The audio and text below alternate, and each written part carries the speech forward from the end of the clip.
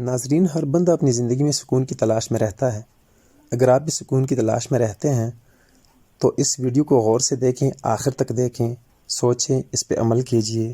لیکن اگر آپ نے ابھی تک ہمارا چینل سبسکرائب نہیں کیا تو پلیز ابھی چینل کو سبسکرائب کیجئے۔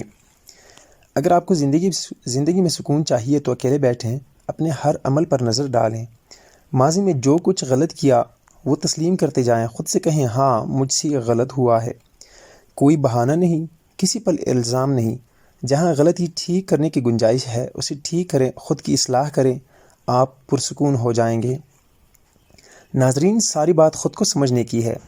اگر آپ خود کو پر اعتماد، پروقار اور پرکشش سمجھنا شروع کر دیتے ہیں تو آپ ویسے ہی نظر آنے لگتے ہیں۔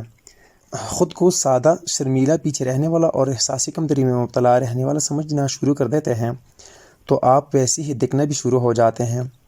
جتنا کمزور آپ اپنے آپ کو بنا لیں گے اتنی ہی کمزور آپ بن جائیں گے۔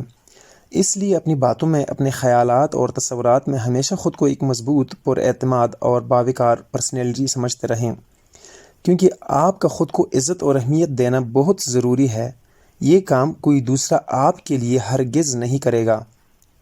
ناظرین، یاد رکھیں، جب آپ لوگوں کے درمیان موجود ہوں تو ہمیشہ ایک سلجھے انداز میں، ایک نفاست کے ساتھ گفتگو کریں۔ یہ چیز آپ کی پرسنالٹی کو بہت نمایاں کرتی ہے۔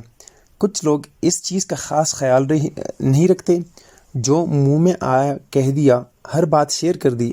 ہمیشہ اپنا ایک بھرم اور پردہ برقرار رکھیں۔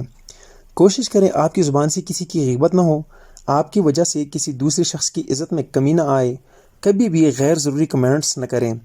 آپ کو ایک مثبت اور پر اعتماد شخص بننا ہے۔